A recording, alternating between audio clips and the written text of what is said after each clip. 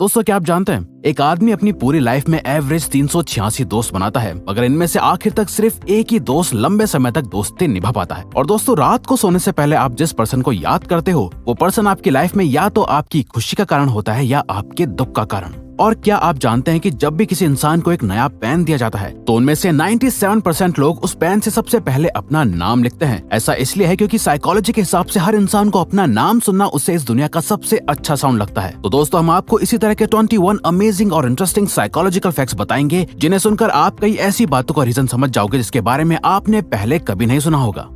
Number 21, अगर आप चाहते हो कि कोई आपके सामने झूठ ना बोले तो आपको बस इतना करना है कि जब भी आप उस पर्सन से बात कर रहे हो तो उनकी आंखों में देखने के बजाय आपको उनके माथे के बीचों बीच देखना चाहिए। इससे वो अपना थोड़ा बहुत कॉन्फिडेंस खोने लगेंगे और उन्हें लगेगा कि वो अगर झूठ बोलेंगे तो वो पकड़े जाएंगे, और ऐसे में वो झूठ बोलने से रुक जाते हैं, इसलिए इसके चांसेस कम हो जाएंगे कि वो आपके सामने झूठ भी बोल पाए। नंबर 21, आपने कभी इस बात पर ध्यान दिया है कि जब कोई आपको इग्नोर करता है तब आप उस इंसान पर और ज्यादा ध्यान देने लग जाते हो, आपका सारा अटेंशन उसी पर रहता है। ऐसा क्यों होता है कि हम उसी चीज को चाहते हैं जिसे पा नहीं सकते? इसका एक साइकोलॉजिकल रीजन ये है कि हमारा ब्रेन अनफ्रेंडलीनेस को एक चैलेंज या गोल की तरह देखता है। आप उन लोगों के लिए इतने ऑब्सेस्ड रहते हो क्योंकि आपका ब्रेन उस इग्नोरेंस को एक चैलेंज की तरह देखता है जिसे आप अकम्प्लिश करना चाहते हो, जैसे किसी मैथ प्रॉब्लम की तरह। नंबर 19, आजकल psychological disorders like stress, anxiety, depression etcetera बहुत ज्यादा कॉमन होते जा रहे हैं। अर्ली 20s में की गई एक रिसर्च के अकॉर्डिंग स्टूडेंट्स का एंजाइटी लेवल इतना ज्यादा होता है जितना कि एक 90s-50s के साइकियाट्रिक पेशेंट का। और अगर आज के टाइम पे ये स्टडी अब दोबारा की जाए तो एक एवरेज स्टूडेंट का एंजाइटी लेवल किसी साइकियाट्रिक पेशेंट से भी ज्यादा होगा।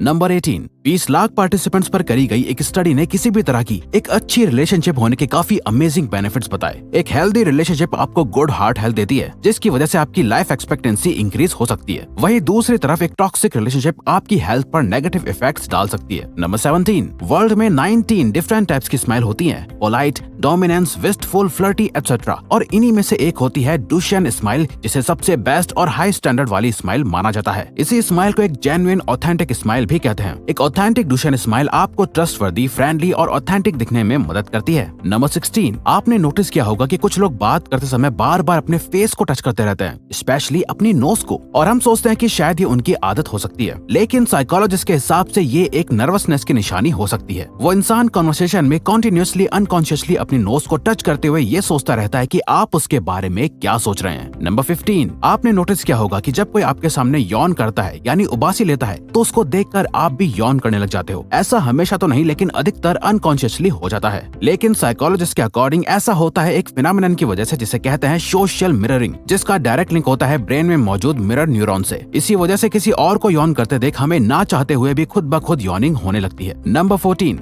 जब आप किसी क्यूट पेट, टॉय या बच्चे को देखते हो तो आपका मन उसे दबाने का करता है, पर क्या ऐसा होना नेचुरल है? इस तरह के बिहेवियर को कहा जाता है cuteness aggression. Neuro science research में देखा गया कि हम पॉजिटिव चीजें देखकर बहुत ज्यादा ओवरवेल्म फील करने लगते हैं, और इन्हीं क्यूट चीजों को देखकर हमारे पॉजिटिव इमोशंस बढ़ जाते हैं, जिसे कंट्रोल करने के लिए हमारा ब्रेन क्यूटनेस अग्रेशन क्रिएट करता है जो हमारी इस ओवरवेलमिंग फीलिंग को कंट्रोल करती है। नंबर 13, दिन भर में हमारे दिमाग में 50,000 से भी ज्यादा थॉट्स आते हैं, जिसमें से 80% थॉट्स नेगेटिव होते हैं, जिनका हमारी डे टू डे लाइफ पर बुरा असर पड़ सकता है। इन थॉट से आप बच नहीं सकते, पर इनको सही जरूर कर सकते हो, अपने आप को बिजी रखकर या ऐसी एक्टिविटीज करके जो आपको खुश करती हैं, या फिर कुछ अच्छा सोचकर। अगर आपको लगता है कि आप ज्यादा ओवर थिंकिंग करते हो या आपको सिर्फ नेगेटिव थॉट्स ही आते हैं तो अपने आप को सुपर बिजी करके देखो। नंबर 12, ये एक काफी अजीब फैक्ट है कि हमारा माइंड जो हमारी मदर टंग यानी मातृभाषा है उससे अलग लैंग्वेज में कुछ सोचे तो हमें काफी सही डिसीजन लेने में मदद करता है। ऐसा बहुत सारी रिसर्च में देखा गया है कि आप जब किसी और लैंग्वेज में सोचकर डिसीजन लेते हैं तो आपका माइंड ज्यादातर टाइम सही होता है। इसीलिए अगली बार कोई डिसीजन लेने से पहले उसके बारे में इंग्लिश में सोच के देखना। नंबर 11, हम रेस्टोरेंट्स एंड कैफेज में वेटर्स को किस तरह से ट्रीट करते हैं, यह दिखाता है कि एक्चुअल में हमारा नेचर कैसा है। इस रूल को द वेटर रूल कहा जाता है। इसमें यह देखा जाता है कि दूसरे लोग जो आपकी नजर में सिर्फ वेटर हैं, उन्हें आप किस तरह से ट्रीट करते हैं। आपका नेचर आपकी पर्सनैलिटी को डिफाइन करता है, सिर्फ नाम और पैसा नहीं। नंबर 10, ऐसी चीजें करना जिनसे आपको सबसे ज्यादा डर लगता है वही आपको सबसे ज्यादा खुश रखती हैं। आप जब भी कोई ऐसी चीज करते हैं जिसमें थोड़ा रिस्क का डर होता है तो उसको करने के बाद आपको खुशी जैसा फील होता है। अब इन सब का ये मतलब नहीं कि आप खुशी पाने के लिए कोई भी गलत काम करने लग जाओ, लेकिन हाँ, कुछ रिस्क के एडवेंचर्स करने का ट्राई करके आपको जो खुशी हासिल होती है उसका कोई मुकाबला नहीं होता।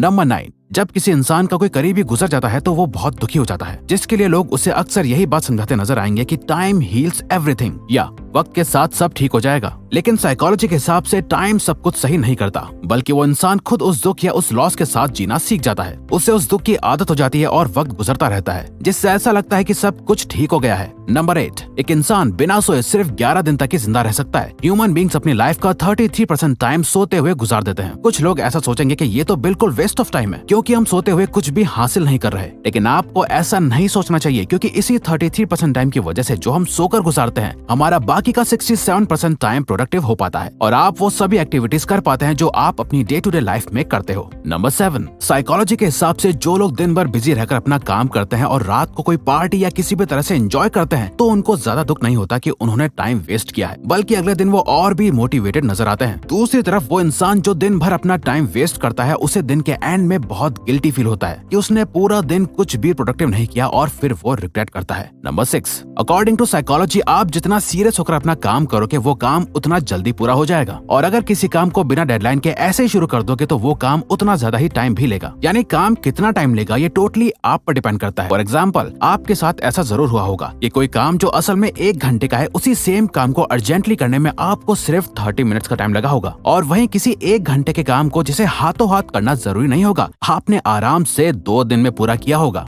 नंबर 5, ह्यूमन ब्रेन एक बहुत ही एडवांस ऑर्गन है जिसके अंदर सारी इन्फॉर्मेशन सेव्ड रहती है, जिसे हम मेमोरी कहते हैं। माँ के पेट से लेकर मरने तक हमारी लाइफ का हर एक इवेंट हमारे ब्रेन में सेव्ड होता है। लेकिन फैक्ट की बात यह है कि ह्यूमन बीइंग्स चाहकर भी उन सभी मेमोरीज को दोबारा से याद नहीं कर सकते। हाँ, कुछ खास मेमोरीज याद आ जाएं, लेकिन सभी इवेंट्स आपके ब्रेन में मौजूद होने के बावजूद भी उन्हें याद कर पाना इम्पॉसिबल है। नंबर 4, आप जिस भी तरह के शोज या मूवीज देखते हो, उसी तरह से दुनिया को भी देखना शुरू कर देते हो। रिसर्च बताती है कि जो लोग क्राइम, इन्वेस्टिगेशन या इवन ज्यादा न्यूज देखते हैं, वो दुनिया में होने वाले सीरियस क्राइम्स को ओवर एस्टिमेट यानी बढ़ा चढ़ा के देखते हैं, और इस तरह के शोज उन्हें ये सोचने पर मजबूर करते हैं कि दुनिया एक बहुत डरावनी जगह है और वो उसमें एक विक्टिम है। जबकि जो लोग कॉमेडी और फैंटेसी जॉनरा देखते हैं, उनकी लाइफ काफी पॉजिटिव होती है। नंबर 3, हमारी सोच और हमारे दिमाग की सोचने की एबिलिटी हमारे कल्चर पर डिपेंड करती है। सोशल साइकोलॉजिस्ट रिचर्ड निस्बेट ने अपनी book the geography of thought में बताया है कि किस तरह एशियन एंड वेस्टर्न कंट्रीज में मेंटल प्रोसेसेस अलग होते हैं, यानी दोनों कंट्रीज के cultures, philosophy, education and social structure अलग है, जस्ट बिकॉज वहाँ के लोगों को अलग अलग तरह की प्रॉब्लम्स फेस होती हैं। इसी वजह से एशियन कंट्रीज में लोगों की थिंकिंग काफी होलिस्टिक होती है और वहीं वेस्टर्न कंट्रीज की काफी एनालिटिक। नंबर 2,